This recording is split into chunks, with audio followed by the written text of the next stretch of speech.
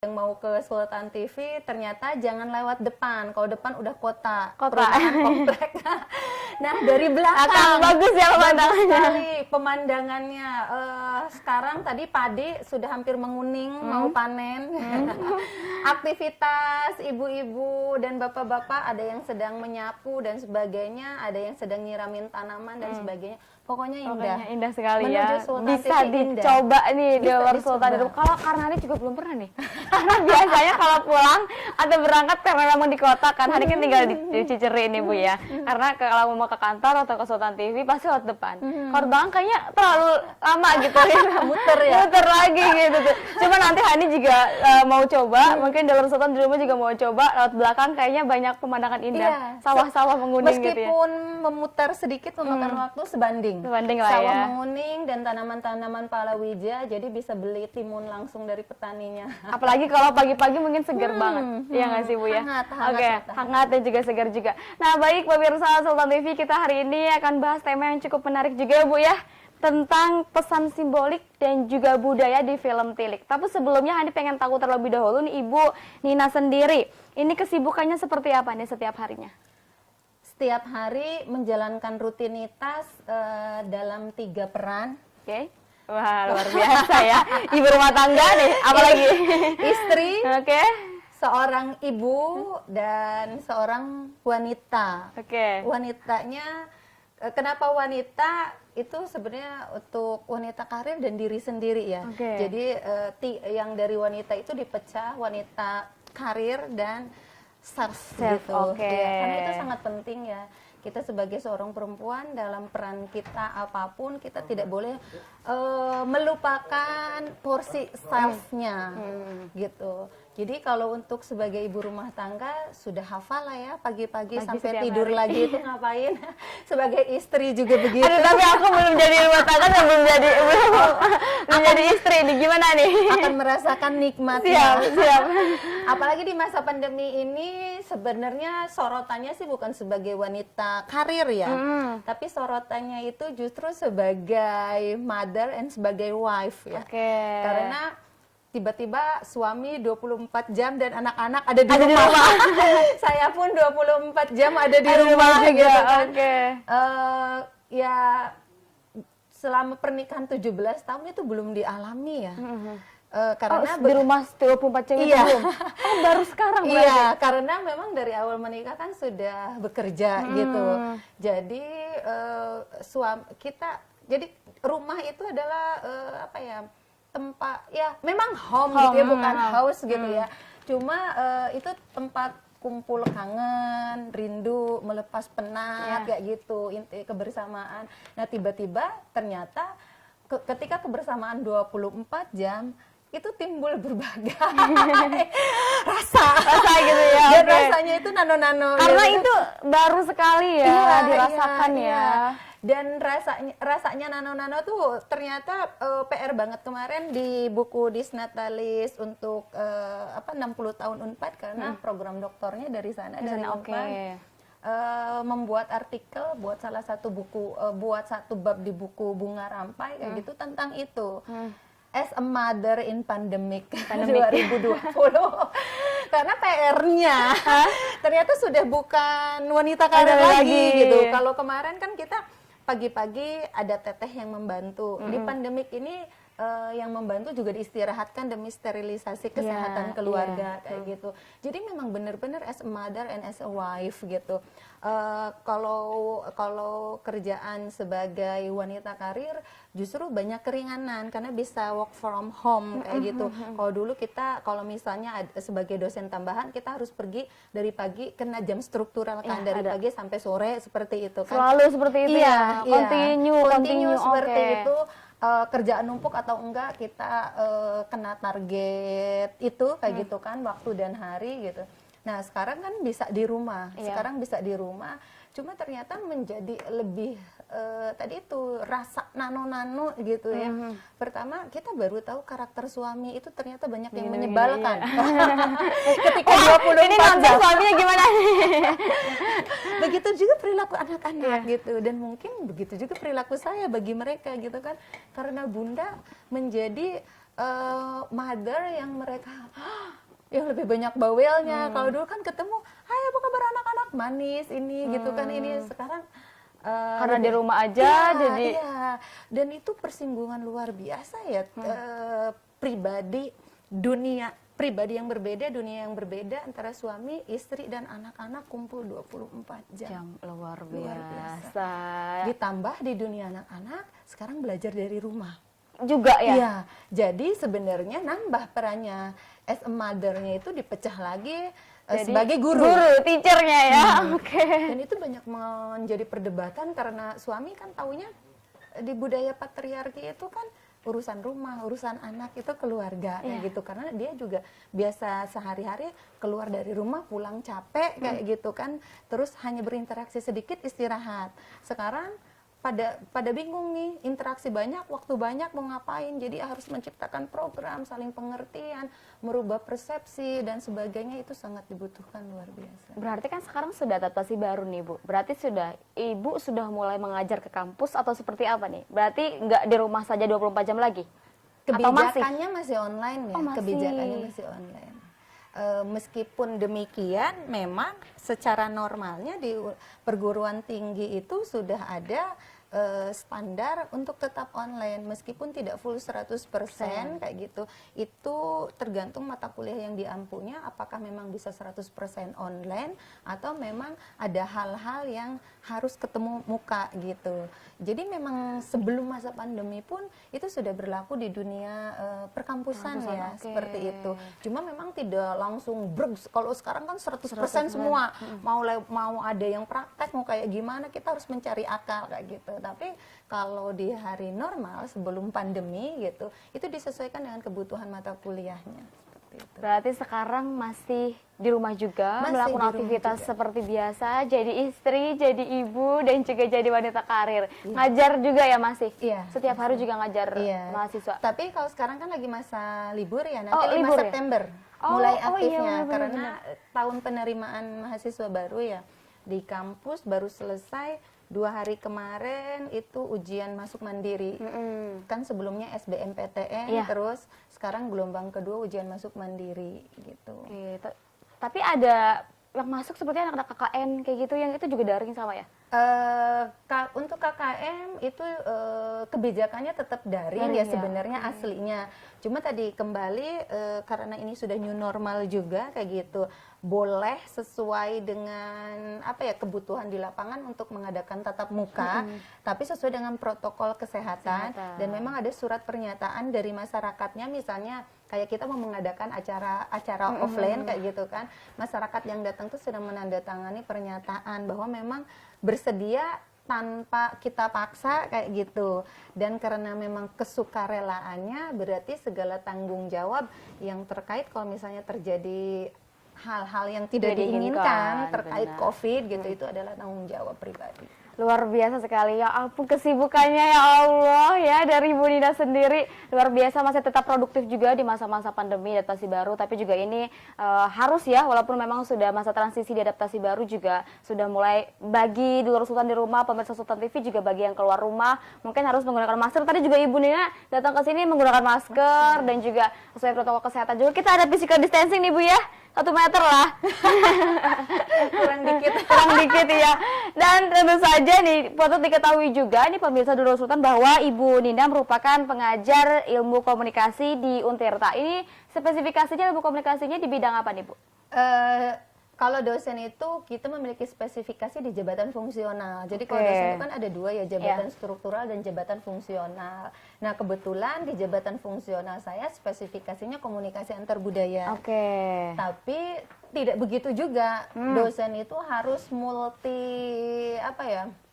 multi perspektif ya, akhirnya multi ilmu, entah karena terpaksa, entah karena memang tuntutan gitu kan, pekerjaan, atau memang tuntutan karena kecintaan kita. Oh kalau di sini saja kayaknya ini kita stuck gitu. Iya, seperti itu gitu. Harus berkembang gitu ya. Pada akhirnya hampir semua perspektif ya komunikasi, baik secara profesional kita dalami ataupun hanya untuk sepintas menambah juga. hasanah kita, yaitu kita pelajari. Oke, berarti cocok sekali Ibu memang dari komunikasi antar budaya spesifikasinya Bu ya. Dan kita akan bahas hari ini tentu saja pesan simbolik dan juga budaya di film Tilik.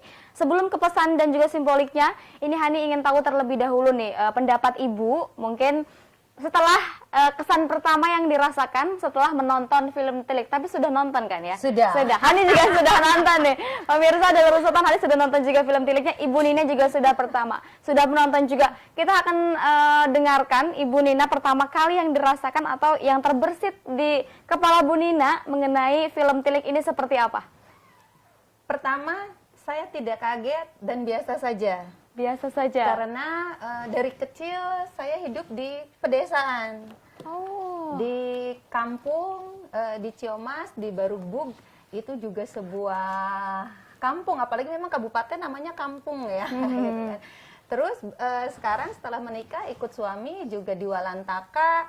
Sebelum Walantaka menjadi kota Serang gitu, bagian dari wilayah administratif kota Serang, dulu sama dengan Ciomas masuk Kabupaten Serang. Oke. Jadi namanya kan kampung. Kampung, ya Kalau masih kampung iya, banget gitu ya. Oke. Meskipun sekarang berubah namanya karena lingkungan ya, Lingkungan, karena sudah lingkungan. menjadi kota, tapi tidak ada perubahan di dalam suasananya ketika dulu namanya benar-benar memang kampung Cimareng oke. gitu. Dan film Tilik itu representasi dari kedua tempat yang pernah saya tinggali, baik di Ciomas maupun sekarang gitu. Dan sebagai dosen komunikasi antar budaya yang mempelajari bagaimana masyarakat pedesaan sebagai representatif bagian dari masyarakat kolektif, dan Indonesia adalah masuk ke dalam jajaran masyarakat kolektif terbesar di dunia setelah Arab, India dan sebagainya. Jadi tidak kaget. Tidak ya? Tidak kaget gitu. Kalaupun mungkin menjadi viral, karena justru sebenarnya perasaan tidak kaget orang-orang itu. Perasaan tidak kagetnya gimana? Karena kan gini, sesuatu yang memang kita rasa dekat dengan kita, diri kita, iya, ya benar. intim bagi kita, itu menarik bagi kita. Misalnya kayak ada banjir di mana ya, di Batam ya, kita ngelihat terus memakan korban ya, kita ngelihat berita biasa aja.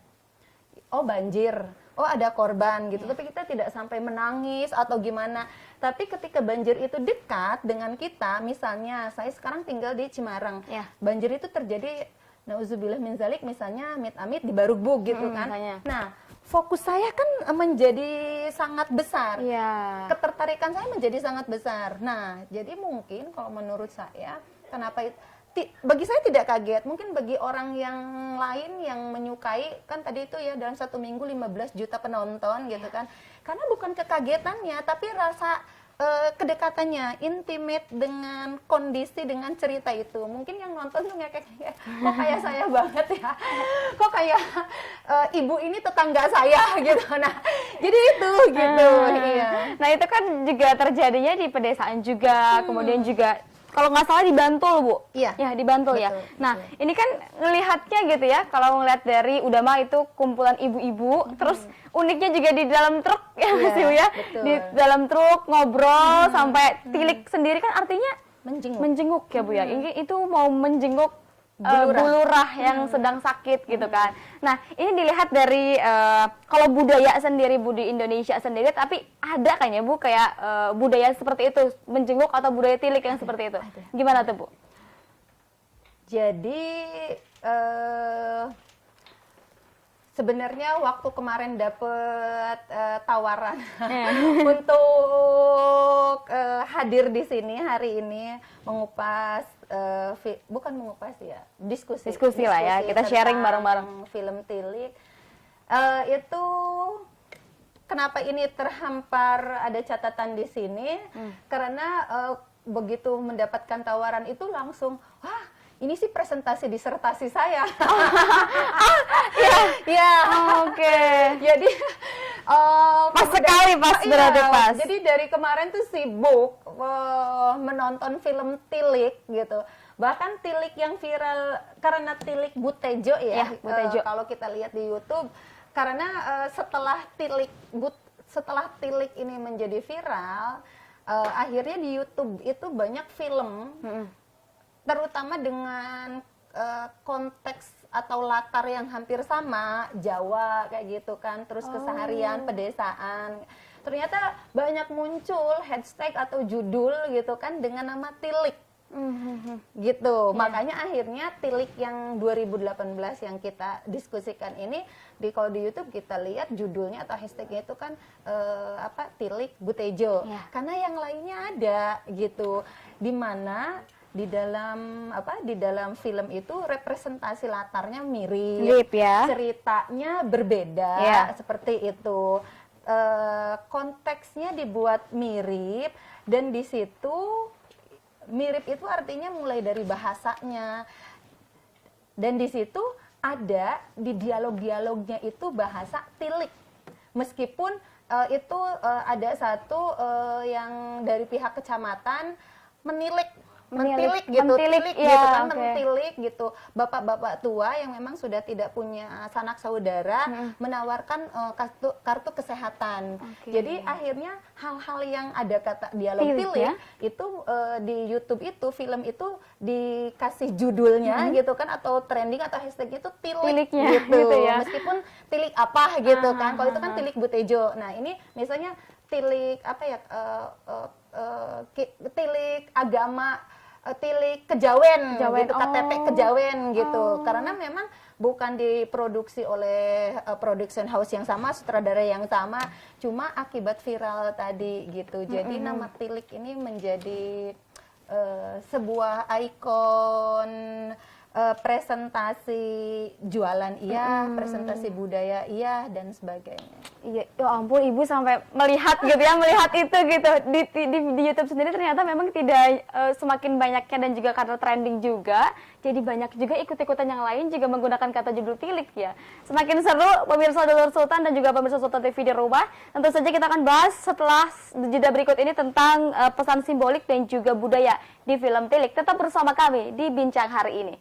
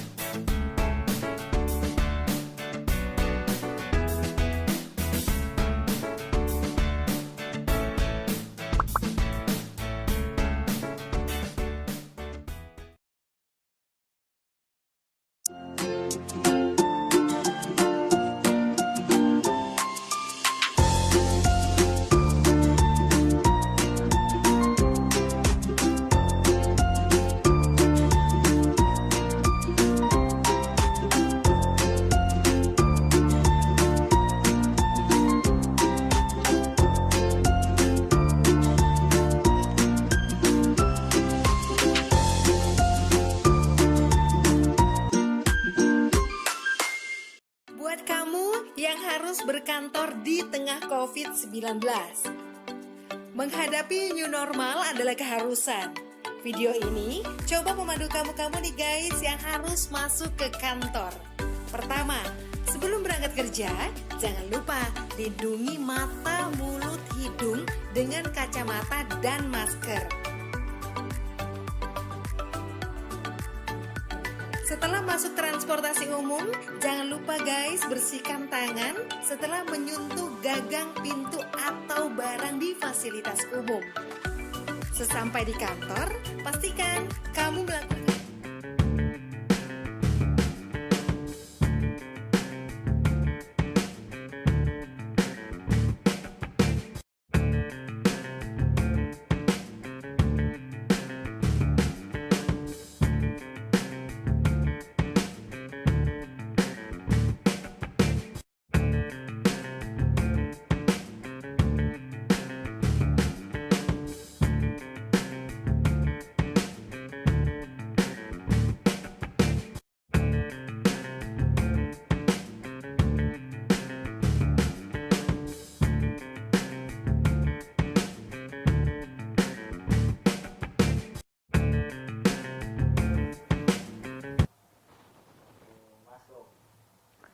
Ya, terima kasih pemirsa, Anda masih bersama kami di Bincang hari ini. Dan tentu saja Anda yang masih di rumah atau masih work from home juga, atau juga yang bisa melakukan aktivitas seperti biasa, bisa sambil ngapain aja, atau bisa sambil langsung tonton siaran kita bisa melalui YouTube dan juga fanpage Facebook kita di @sultantv.co. Dan juga bisa langsung ke website kita di www.sultantv.co. Dan juga jangan lupa Anda juga follow Instagram kita di @sultantv.co karena akan ada informasi-informasi terkini, menarik, hiburan, dan juga isu-isu terupdate tentu saja di Instagram kami. Dan hari ini juga tadi Hani sudah bahas di segmen 1 tadi, sudah ada Bu Nina, masih sama Bu Nina Yuliana.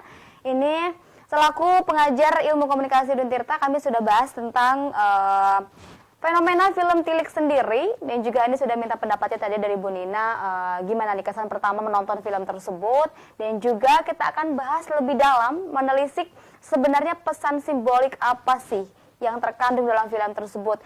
Komunikasi antar budaya seperti apa? Budaya di film tersebut apakah memang terjadi di kehidupan nyata atau seperti apa? Kita langsung saja tanya-tanya lagi sama Bu Nina, nggak apa-apa ya Bu, tanya-tanya Bu ya.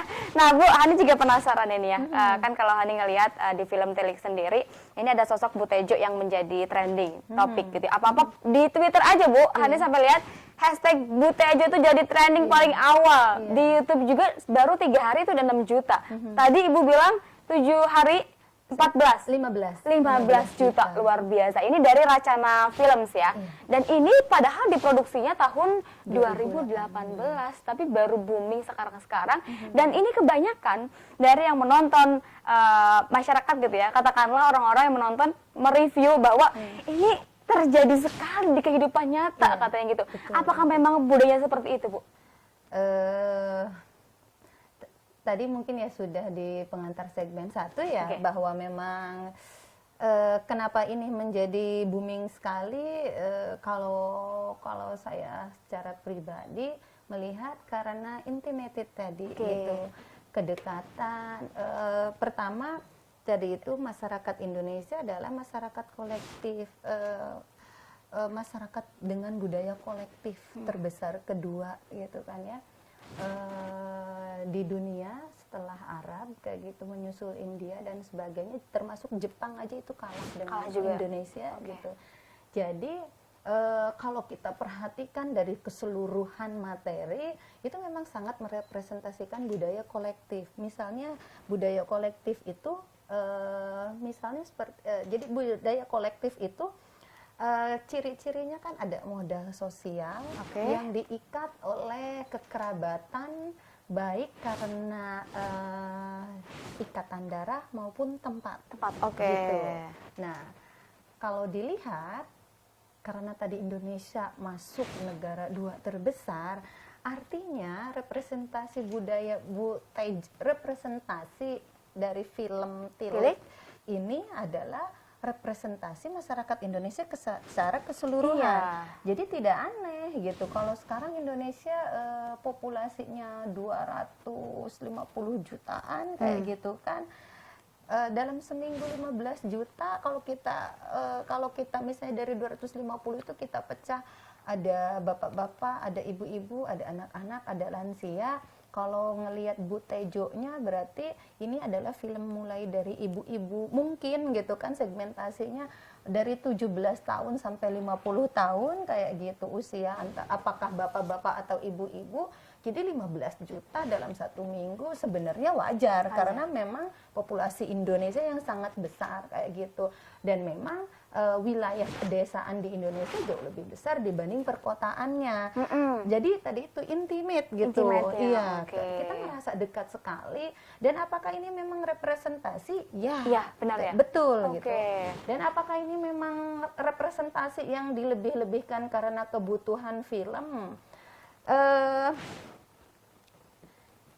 Saya tidak melihat, ada beberapa perdebatan ya ketika saya coba searching di YouTube gitu kan. Banyak ahli yang akhirnya karena viral jadi banyak ahli yang mereview mereview filmnya dari gini-gini. berbagai sesuai keahlian. Ada yang dari sosiologinya, Iya. seperti itu. Ada yang dari kajian filmnya. Kebetulan dulu waktu S2 saya mengambil magister di UI, itu saya sempat mengambil kelas kajian film dan sinematografi kayak Oke. gitu. Betul bahwa film adalah sebuah konstruksi gitu kan, bahwa film adalah sebuah konstruksi yang dibuat oleh produser, sutradara, dan tim gitu kan, penulis naskah dan seterusnya. Tapi jangan lupa, dunia nyata pun yang kita sebut realitas itu adalah konstruksi sosial juga gitu. Dunia nyata pun? Dunia nyata pun itu konstruksi sosial juga. Makanya tidak aneh kalau disebut dunia itu panggung sandiwara. Bukan hanya film sebenarnya. Tapi di dunia nyata pun iya, dunia ada. nyata pun itu ada.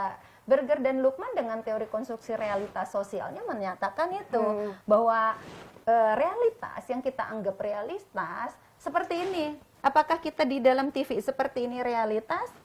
Atau Kayak gitu. Nah, kalau ini adalah kita sebut realitas, ini adalah konstruksi. Iya. Saya kemarin diminta untuk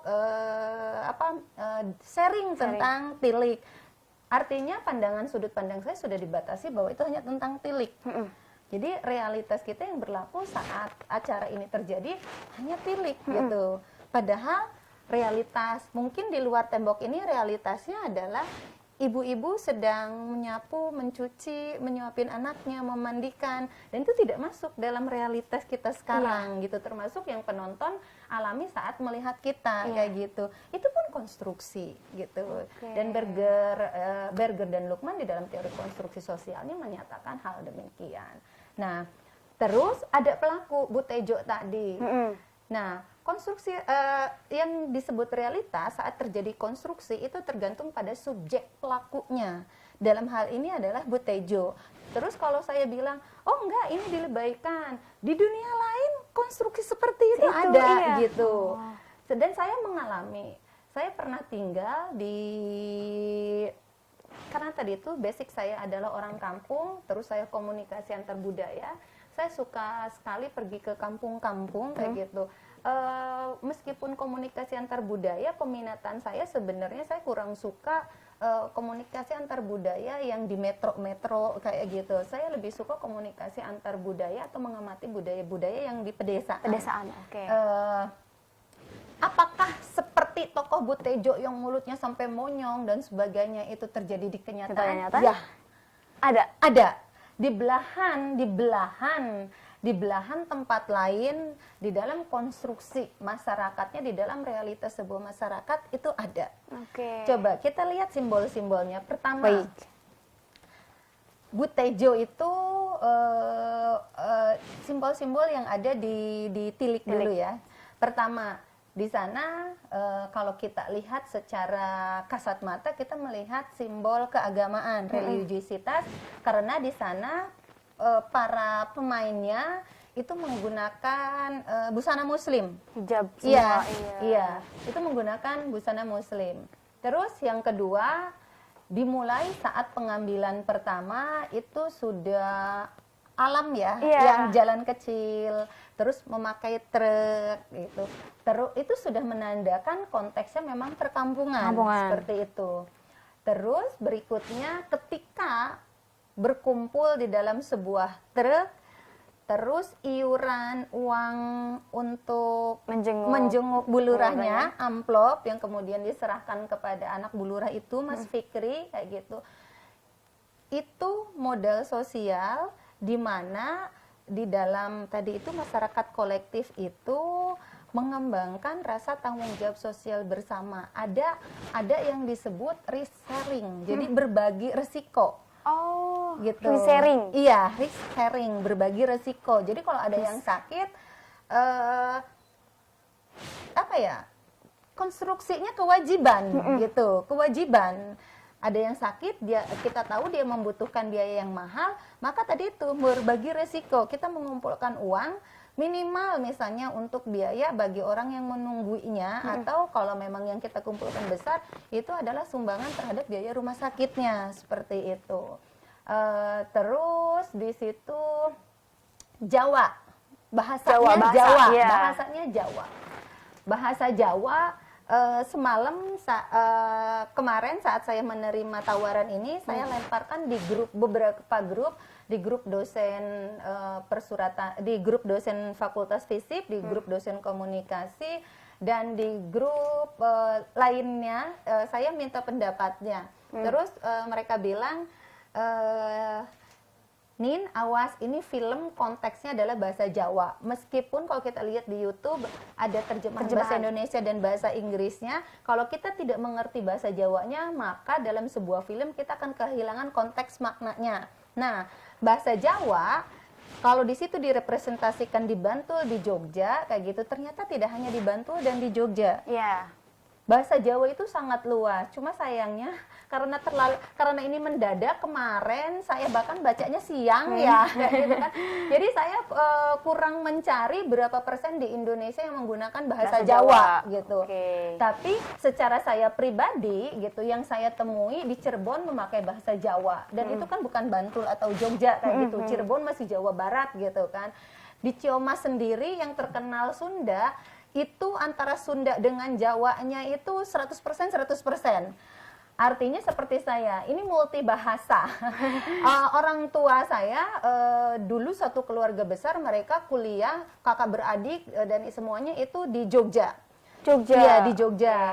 Dan karena satu keluarga besar itu kuliah di Jogja, 7 orang anak, maka masing-masing kita ketika mereka punya rumah tangga, kita tercemar oleh bahasa Jawa Jogja gitu.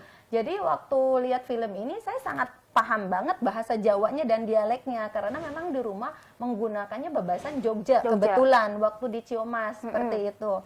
Nah, terus begitu ke Walantaka, Jawa dan Sundanya juga 100%. Masih ada juga. Masih ada. Jadi di Walantaka itu Jawa dan Sundanya, satu orang itu memang minimal monolinguis, dua linguistik gitu. Jawa dan Sunda. Jadi saya ngomong bahasa Sunda 100% dengan orang yang ngomong bahasa Sunda, dan orang bahasa Sunda itu pun dia tahu bahasa Jawa, dan kita bisa ngomong 100% bahasa Jawa. Kita ke Serang belahan mana juga, ke Banten belahan mana juga, itu banyak sekali yang Jawa gitu kan.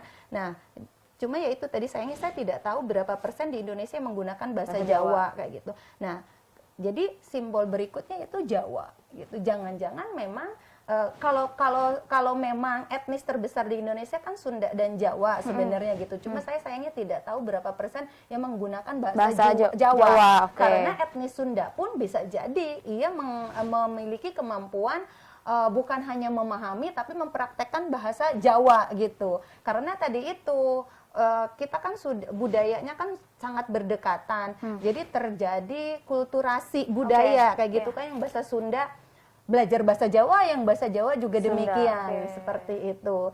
Jadi mungkin yang simbol-simbol yang paling menonjol adalah itu tadi itu kolektif masyarakat kayak gitu, terus religiusitas, terus masalah bahasa. Karena bahasa juga bahasa itu bahasa adalah simbol-simbol yang memiliki makna. Dia bersifat sembarang, dan maknanya itu ketika disepakati oleh orang-orang yang baik di daerah tersebut atau kelompok tersebut atau orang-orang yang sedang berbicara di konteks tersebut gitu. Jadi saya sih melihatnya itu simbol yang paling kentara, paling terlihat gitu ya. Baik. Nah, ini juga menarik nih karena simbol-simbol tersebut juga ini akhirnya jadi mungkin filmnya ini menjadi trending juga. Kemudian juga filmnya juga saat ini kan memang digemari banyak orang, sampai bikin katakanlah orang-orang juga membuat judul tilik juga agar mereka dikunjungi mungkin begitu ya kan, agar ditonton juga begitu. Nah, jika untuk budayanya sendiri Bu di film tersebut ini yang terkentara sangat jelas, itu ada apa saja Bu? Budaya kan gini, budaya itu kan memiliki 7 unsur ya. Jadi kalau ditanya budaya apa saja, salah satu unsur budaya itu adalah agama. Tadi sudah kita sebutkan, di situ ada masalah religiusitas, agamanya mengacu kepada Islam. Terus unsur kedua dari budaya adalah bahasa. Bahasa. Tadi sudah kita sebut bahasanya adalah Jawa. Terus unsur ketiga dari budaya adalah peranata ekonomi. Kita ngelihat, kita melihat bahwa peranata ekonomi, kita melihat tadi itu Bu Tejo sepertinya orang yang ekonominya agak atas ya. Bu Tejo ekonominya agak atas. Dilanjut lagi nanti kita akan bahas Bu Tejo seperti apa di segmen selanjutnya. Tetap bersama kami di Bincang hari ini. Tadi ketika 1 menit, ada 1 menit lagi mana sebetulnya? Ada saya potong ya, Mas. Yakin gitu nanya unsur budaya. Pasti nanti bakal saya potong dulu. Karena unsur budaya ada 7 tadi agak.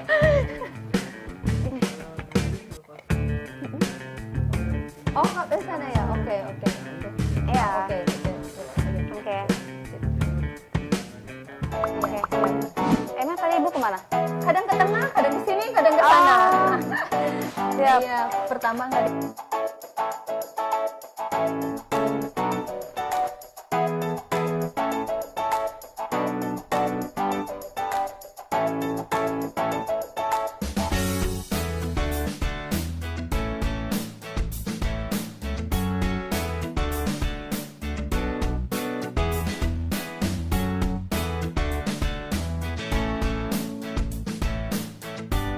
Baik, karena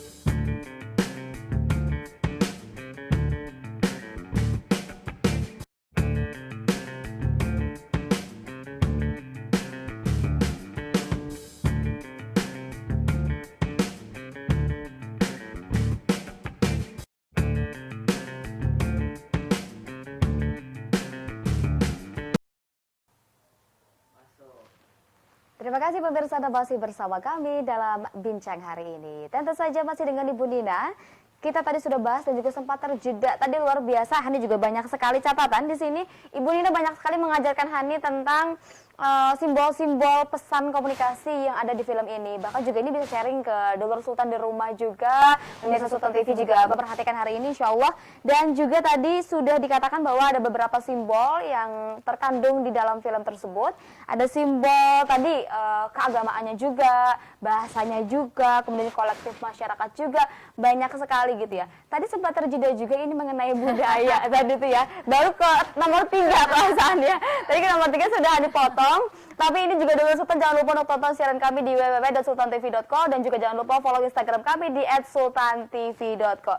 Tadi Hani bertanya mengenai sebenarnya unsur-unsur budaya yang terkandung dalam film tersebut tuh ada apa saja sih Bu? Iya. Tadi sudah 3 ya.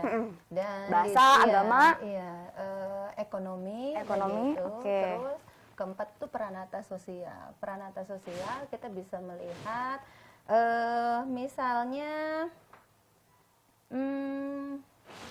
ini yang banyak diperdebatkan di film Bu Tejo ya, masalah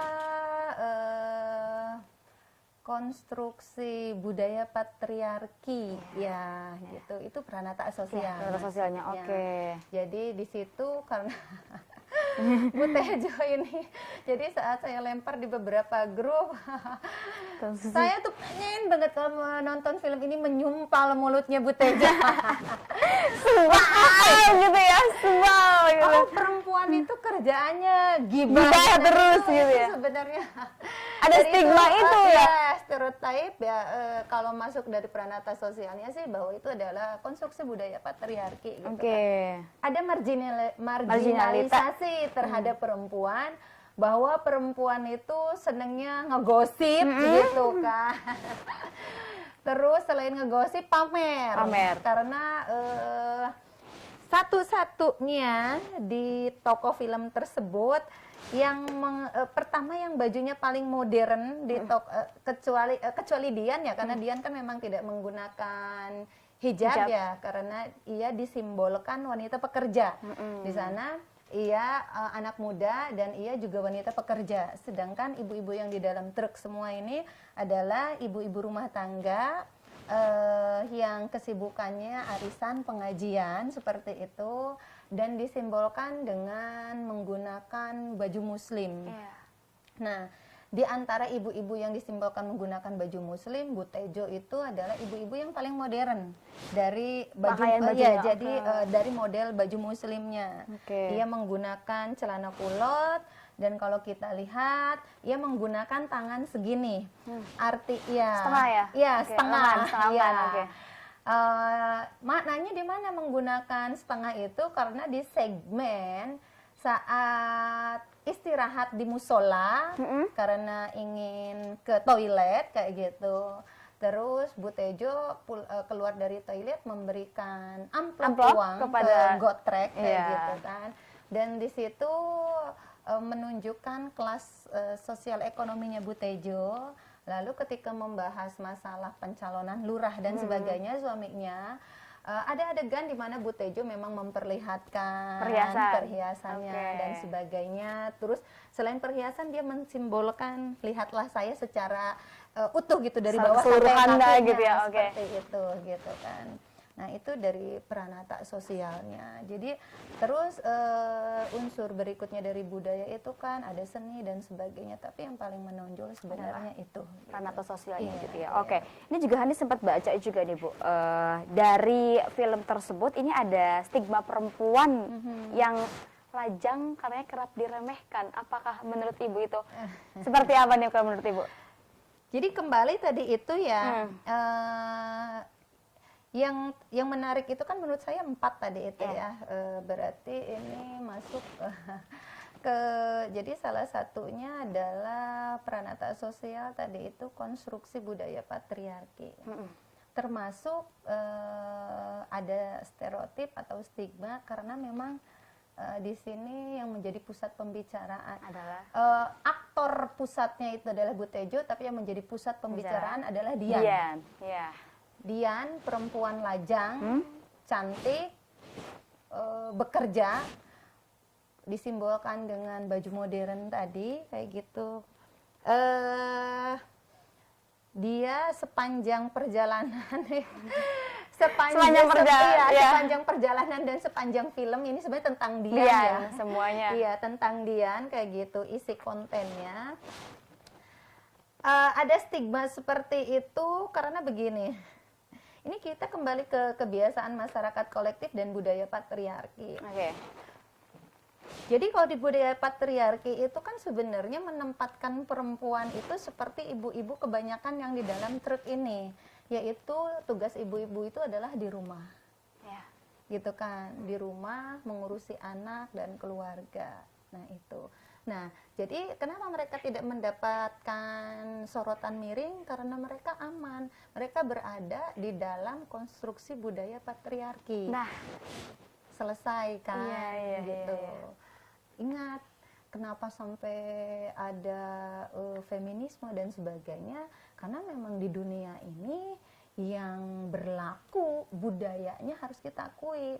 90% itu memang budaya patriarki. Jadi merekalah pemilik budaya, pengkonstruksi budaya, merekalah pengontrol budaya dan sebagainya.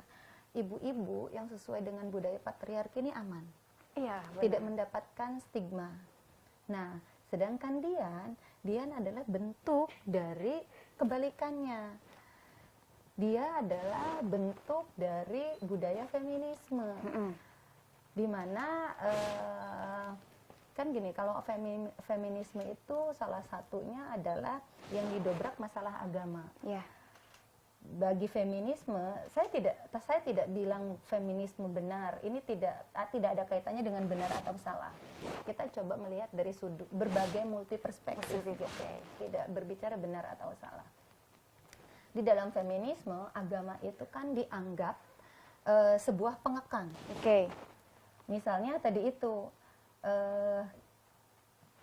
baju muslim itu kan kalau kita lihat kan sepertinya tidak simpel, gerabak gerubuk besar ya, intinya tidak simpel dan tidak modis, ribet gitu ya, segala dan macam. itu direpresentasikan. Meskipun kalau zaman sekarang busana muslim itu sudah masuk ke mode fashion dunia dan sebagainya gitu kan, tapi dalam kehidupan sehari-hari di dalam representatif masyarakat Indonesia yang memang secara ekonomi lebih banyak middle ke bawah dibanding ke atas kayak gitu, dan di pedesaan jadi model baju muslim adalah seperti itu kayak gitu, dan itu cocok untuk ibu rumah tangga kayak gitu. Tapi ketika masuk ke dunia kerja kita harus mengakui bahwa beberapa tahun yang lalu masalah baju atau dress code muslim itu kayak gitu kan, itu mendapat beberapa pertentangan di tempat kerja. Kita menjadi sulit untuk mendapatkan pekerjaan dan sebagainya.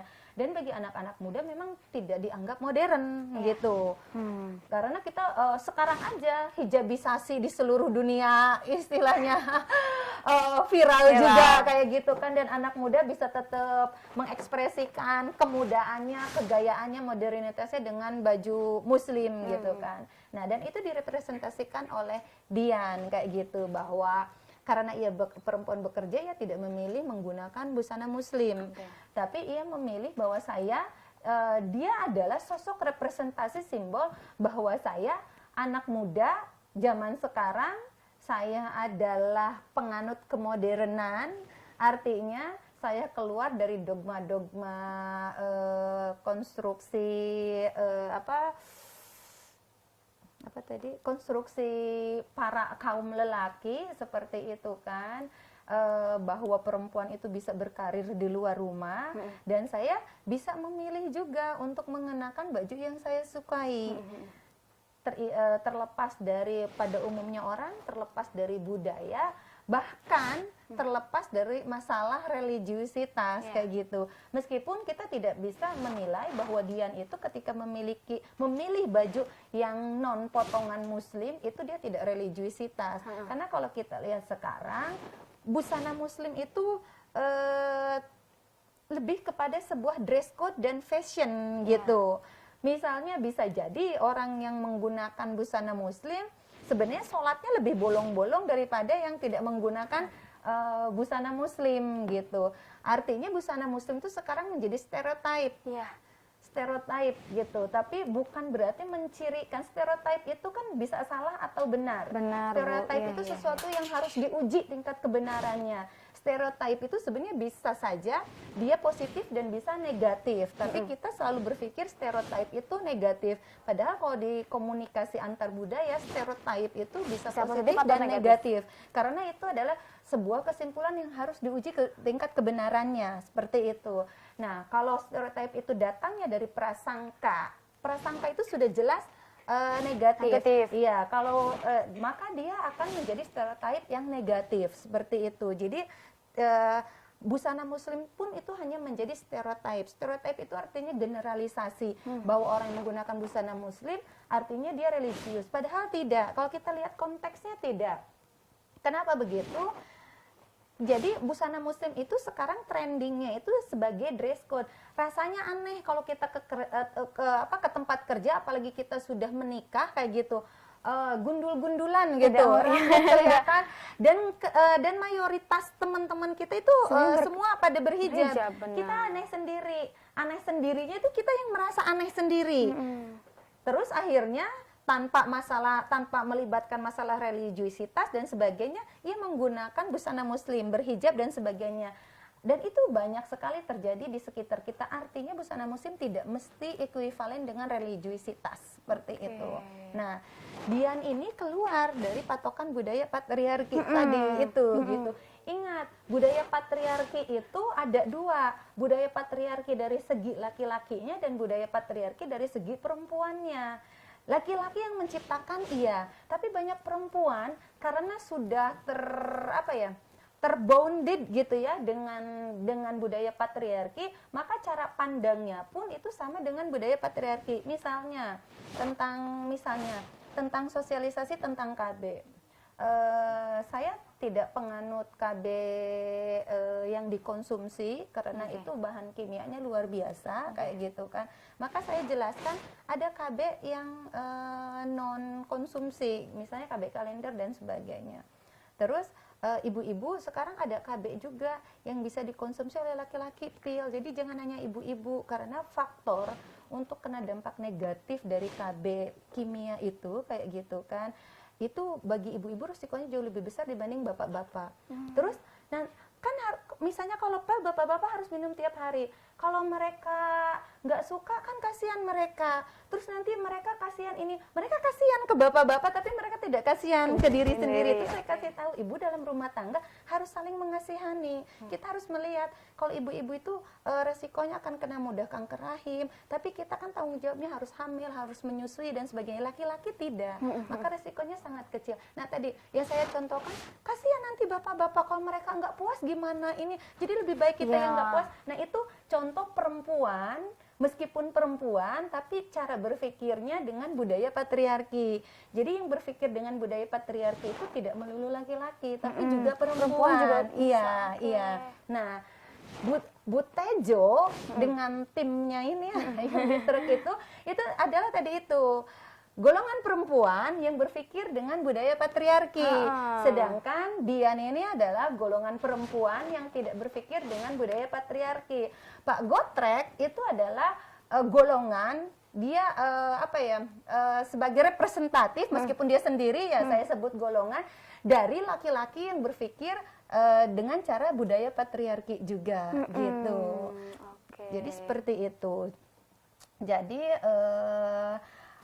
simbol religiusitas, simbol agama sebenarnya itu kalau kita lihat dari masalah perspektif komunikasi antar budaya ya seperti itu gitu. Dan tentang marginalisasi perempuan sebenarnya tidak ada tentang kebenaran, tapi memang di film itu Dian itu seperti di endingnya gitu kan, iya pacaran dengan Pak Lurah. Tapi kita lihat konteks secara keseluruhan. Pak Lurah itu sudah tidak menikah dengan Bu Lurah yang sakit. Berkali-kali di dialog dalam film itu Bu Tejo waktu habis istirahat ke toilet itu bilang, nanti mah kalau desa kita tuh jangan dipimpin oleh lurah yang single, apalagi punya anak satu juga kurang bermanfaat lah gitu. Kayak gitu kan. Jadi karena dia single, dia sudah sibuk dengan dirinya sendiri. Itu petunjuk satu. Pak Lurah itu sudah single. Yang maksudnya yang dipacarin Dian itu adalah sudah single. Terus yang kedua ada dialog bahwa intinya menguatkan itu. Intinya Pak Lurah itu memang sudah bukan istrinya Bu Lurah gitu kan. Jadi Dian itu bukan pelakor. Dian itu tidak bisa dikatakan seperti yang Bu Tejo bilang, maksudnya pasti dia kerjaannya nggak benar dan sebagainya. Kalau memang lurahnya itu adalah kaya, wajar saja kalau Dian pacarnya dia punya handphone baru, motor baru dan sebagainya. Itu tidak dilarang kayak gitu. Nah mungkin dalam budaya patriarki, ingat budaya patriarki adalah konstruksi yang dibuat oleh kaum laki-laki. Dan secara referensi, saya tidak bilang penilaian saya, secara referensi, itu tentu saja konstruksi itu dibuat untuk melindungi dia. Untuk melindungi dari apa? Kalau dari feminisme misalnya, agar tidak saling kejar-kejaran siapa yang bekerja, siapa yang menghasilkan uang lebih banyak, kayak gitu. Nah, di dalam kasus Dian, misalnya kenapa ada stereotip bahwa Dian itu sepertinya orang yang tidak benar. Kalau kita ngelihatnya dari segi feminisme, artinya itu sudah ada judgement dari budaya patriarki bahwa perempuan bekerja itu nggak baik kayak gitu. Dan ketika ada ngelihat perempuan maju kayak gitu, itu dihubungkan dengan sesuatu yang tidak baik. Padahal kalau kita telisik dia tidak merebut suami orang, bahkan dia sangat baik kepada bu lurahnya, nemenin dan sebagainya kayak gitu kan. Dan kalaupun dia punya handphone baru dan motor baru, itu wajar karena Pak Lurahnya sendiri kan punya mobil bagus. Kalau dia ngasih handphone ke pacarnya, nah, dan bagi budaya patriarki tadi untuk melindungi diri, artinya itu juga untuk melindungi kekayaannya. Makanya ada cewek matre kayak gitu kan, kayak gitu. Nah, itu untuk melindungi dirinya kayak gitu. Tapi kalau laki-laki yang berpikir secara feminisme, saya ingat di podcastnya Deddy Corbuzier yang bilang cewek matre itu karena lu adalah cowok kere gitu kan. Itu gitu. Jadi ingat sekali lagi, jadi memang yang sangat tebal di sini adalah budaya patriarki gitu kan. Sekali lagi saya tidak berbicara salah atau benar ya kayak gitu, tapi kita ngelihat dari perspektif banyak pandang sudut pandang lain gitu ya. Oke, luar biasa. Nah Bu, ini kita sudah 1 jam nih ya, tapi Hani masih penasaran juga sebenarnya pesan yang ingin disampaikan si pembuat film atau katakanlah sutradara atau siapalah di dalam film ini tuh apa sih yang ingin disampaikan kepada masyarakat atau banyak orang? Pertama, saya melihatnya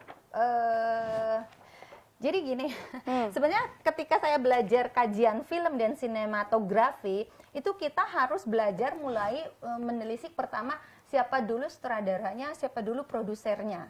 Karena konstruksi bisa dimulai dari kepentingan itu. Jadi kalau saya dapatkan kan di sini kan sebenarnya yang melahirkan itu adalah Rafa Kanas Film gitu. Sayangnya sekali lagi karena keterbatasan waktu saya tidak sempat searching siapa itu Rafa Kanas Film, sehingga kita tidak tahu visi misinya. Jadi mindset yang melingkupi film ini kita tidak tahu. Nah, terus yang kedua, kalau saya lihat secara berimbang, tapi entahlah ya, karena tadi itu saya tidak sempat menelisik siapa pembuat, produser dan sebagainya. Tapi kalau saya lihat secara seimbang, film ini mengajarkan kepada kita dualisme pandangan. Yang satu mewakili budaya patriarki yang sangat kental, yang satu mewakili budaya feminisme, yang dimana dia berjuang di dalam budaya patriarki yang sangat kental itu. Kayak Dian misalnya, terakhir itu bilang, kapan Mas saya capek dengan hubungan ini, kayak gitu kan. Seakan-akan ketika seseorang memilih bekerja, memilih menggunakan tadi itu baju modern gitu kan, artinya tidak sama dengan orang lain, memiliki pacar yang lebih tua, memiliki pacar duda kayak gitu, calon suami duda, itu adalah sesuatu yang tabu, aib gitu. Nah, dan dia lagi sedang berjuang di sini, padahal yang membuat itu tabu dan aib adalah karena konstruksi budaya patriarki tadi. Sehingga dia jalan sama om-om dan sebagainya kayak gitu. Padahal kalau kita lihat mereka pacaran dalam koridor yang memang jalan ke mall sama pacarnya yang memang sudah niat nikah sebenarnya. Dan lihat, bahkan yang ditunggunya itu adalah restu dari anaknya, Mas Fikri, gitu. Luar biasa sebenarnya, budaya patriarkinya sangat kental, dan di sebelah sini adalah pejuang feminis. Yang memang pada kenyataannya memang feminis adalah minoritas di dunia ini, bukan hanya di Indonesia dan di Jawa ya. Di dunia ini memang minoritas seperti itu. Itu jadi yang sangat kental. Yang kedua adalah pesan yang kedua yang sangat kental adalah tentang Indonesia adalah masyarakat kolektif. Sekali lagi bahwa masyarakat kolektif, kelebihan kita itu adalah kita memiliki modal sosial. Modal sosial tadi itu karena kita diikat oleh ikatan darah dan tempat, itu interaksi sosial kita. Maka di sana memang tadi itu ada risk-sharing ya, pembagian resiko. Jadi kalau yang satu sakit, kita ikut merasa sakit, yang satu senang, kita ikut senang. Bahkan di dalam kesenangan, misalnya ketika ada yang hajatan atau resepsi, kita menyumbang banyak kayak gitu. Nah, resikonya agar orang-orang mau menyumbang banyak, agar orang dalam hajat ataupun nengok yang sakit, maka harus ada informasi yang dikeluarkan. Nah, Di dalam referensi itu disebut papan reklame berjalan. Harus ada orang seperti Bu Tejo yang menginformasikan berbagai hal karena dia yang akan mengupdate itu. Dan harus ada kita melihatnya sebenarnya bukan gosip ya, karena word of mouth ya kekuatannya. Kekuatan word of mouth adalah memang dia bisa mengkolektifkan tadi itu modal sosial, baik imaterial maupun material kayak gitu.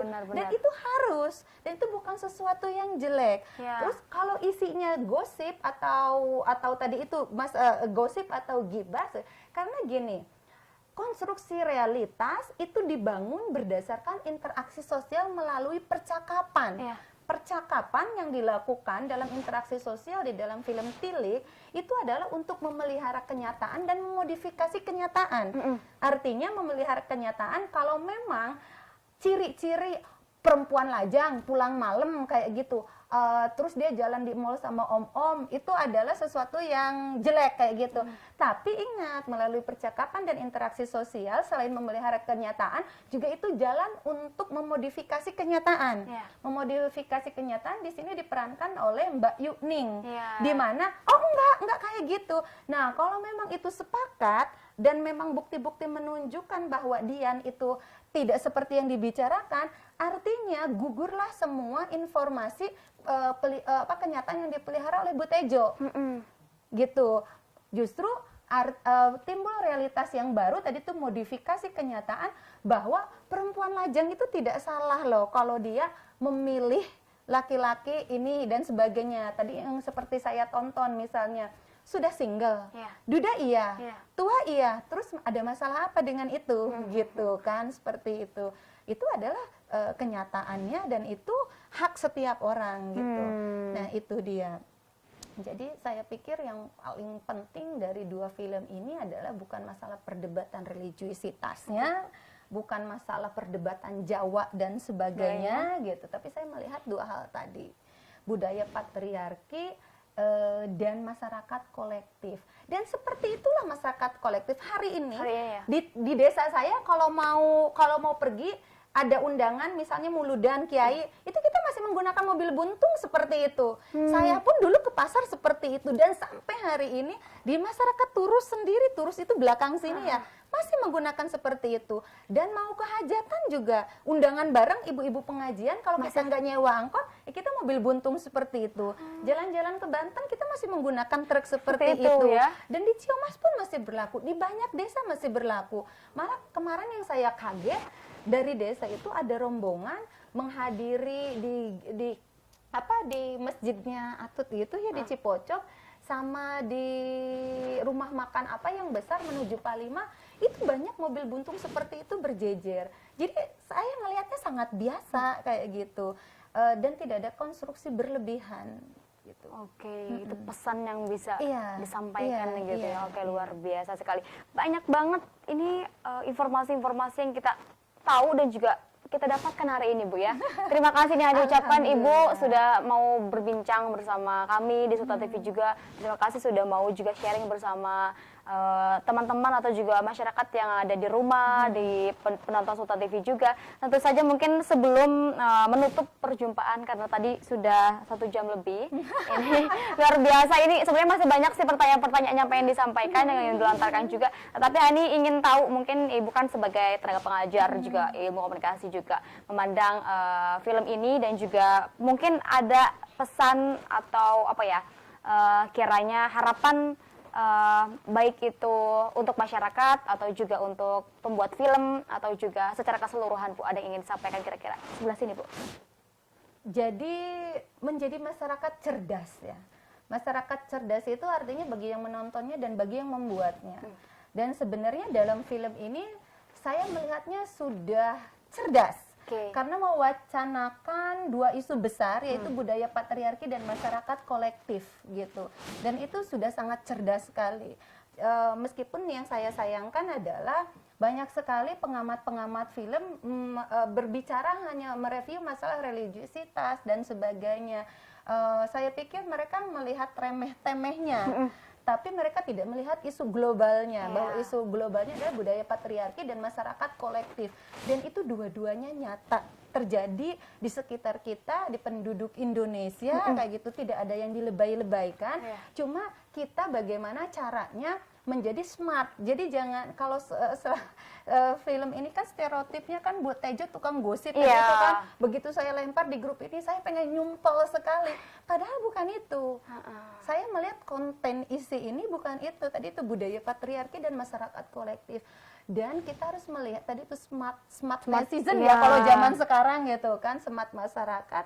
Melihatnya itu loh kelebihan budaya kita luar biasa.